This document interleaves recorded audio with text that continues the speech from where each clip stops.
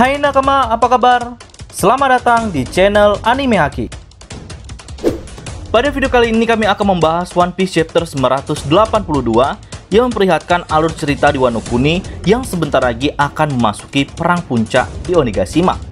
Jika pada chapter sebelumnya kita dibuat heboh dengan kemunculan Marco berserta rekan-rekannya di pintu masuk negeri Wano, dan juga debut pertama Numbers yang secara tiba-tiba menyerang Luffy dan lainnya. Tentu, cerita di chapter lalu mengkonfirmasi jika posisi Numbers ada di bawah para Tobiropo. Mengingat ia juga ikut serta dalam memperebutkan posisi sebagai salah satu dari Tobiropo. Nah, bagaimana keseruan cerita pada chapter kali ini? Mari kita bahas bersama-sama.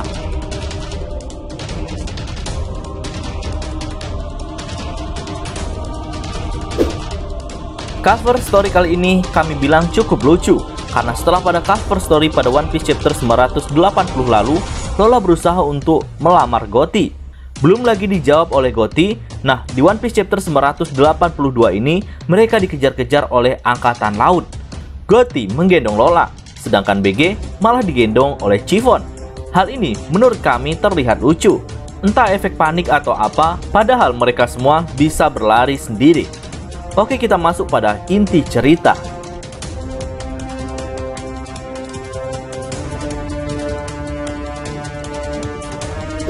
Di awal One Piece chapter 982 ini, kita disuguhkan suasana di dalam kastil Kaido.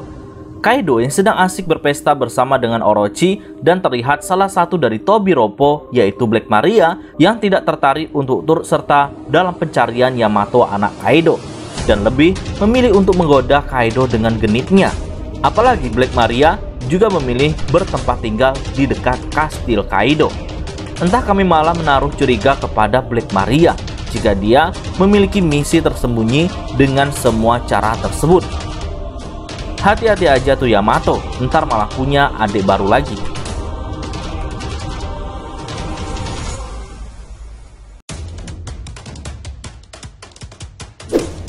Di dalam pesta tersebut, Orochi dengan bangganya berkata kepada Kaido jika dia sudah merasa tidak takut lagi kepada para Akazainen yang selama ini menghantuinya telah musnah. Ditambah lagi, si pengkhianat Kanjuro sudah menyelesaikan misinya untuk bersandiwara selama 20 tahun. Namun, apa daya, yang dibayangkan oleh Orochi merupakan mimpi indahnya yang hanya sesaat.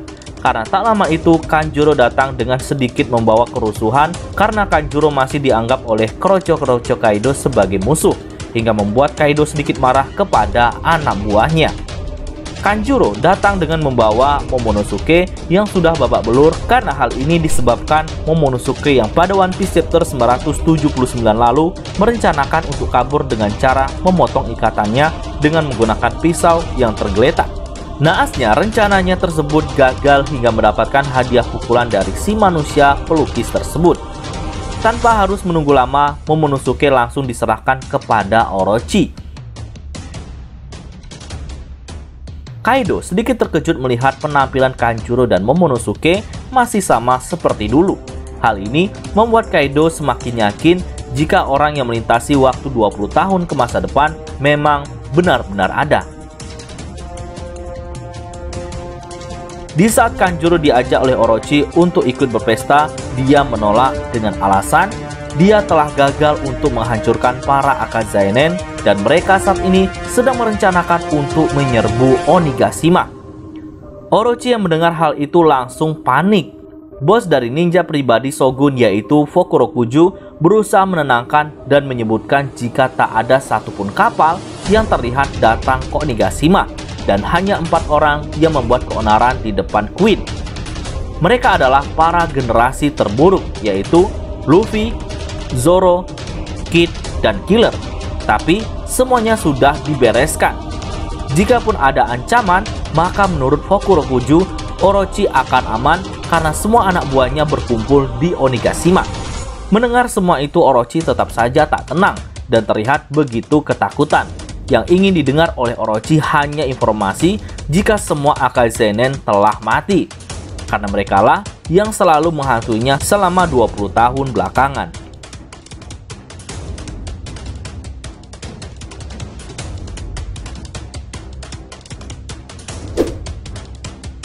Orochi yang begitu ketakutan mengetahui Akazanen masih hidup langsung berusaha mencari cara untuk memadamkan semangat mereka dengan cara membunuh penerus klan Kozuki.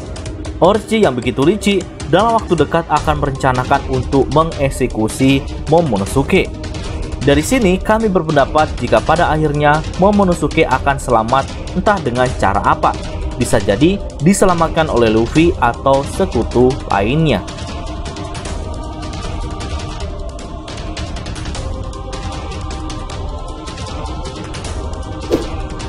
Setelah sampainya di Wano Kuni, Nekomamushi memberi kabar kepada Inuarashi melalui Denden Mushi jika mereka telah tiba.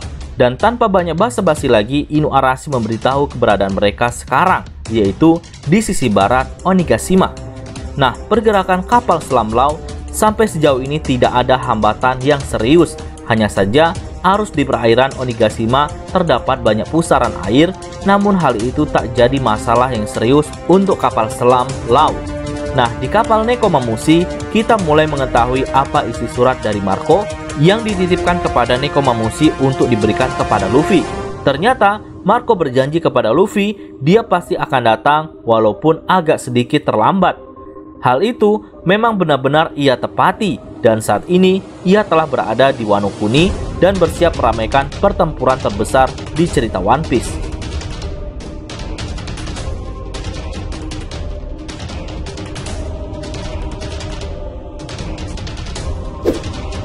Dari sisi selatan Onigashima, pasukan yang dipimpin langsung oleh Denjiro bertemu dengan Sasaki yang sedang mencari keberadaan Yamato. Sasaki masih beranggapan jika Denjiro merupakan Kyoshiro yang merupakan bos Yakuza. Tanpa rasa curiga sedikit pun, Sasaki terkena jebakan dari Denjiro yang langsung dengan cepat mengikatnya dengan rantai. Menurut kami, rantai tersebut adalah rantai batu laut. Jika saja itu bukanlah batu laut, maka sangat mudah bagi Sasaki untuk melepaskannya dalam bentuk zoannya. Nah, sebelum Denjiro meninggalkan Tobiropo itu, dia menunjukkan tato klan Kozuki di punggungnya, yang menandakan jika dia merupakan salah satu dari Akazanen. Hal itu membuat Sasaki sangat terkejut.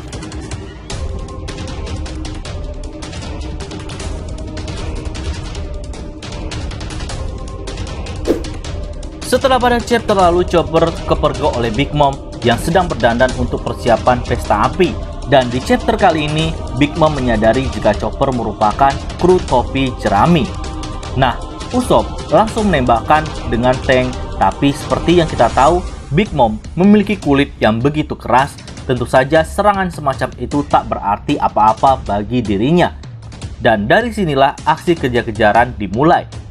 Untungnya, pasukan Kinemon memilih jalan yang berbeda dengan rombongan Chopper, hingga pasukan Kinemon selamat dan langsung melanjutkan perjalanan menuju ke kastil Kaido. Nasib sial juga dialami oleh rombongan Nami. Mereka yang saat itu berusaha menyusup langsung ketahuan oleh Prometheus yang siap dalam mode bertarungnya. Untuk menghindari dari resiko yang lebih besar saat menghadapi Prometheus, maka rombongan Nami langsung memilih untuk kabur.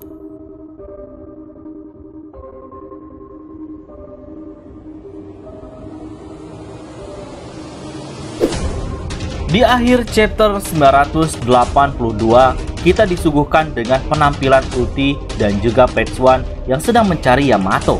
Namun, Ulti terlihat begitu manja dengan Page One. Hal ini sangat terlihat jika Ulti jatuh cinta kepada Page One. Namun, Page One terus saja bersikap dingin hingga wanita manja tersebut meminta untuk digendong. Dan mereka jatuh tepat di depan Luffy yang sedang mencari jalan untuk menuju ke kastil Kaido.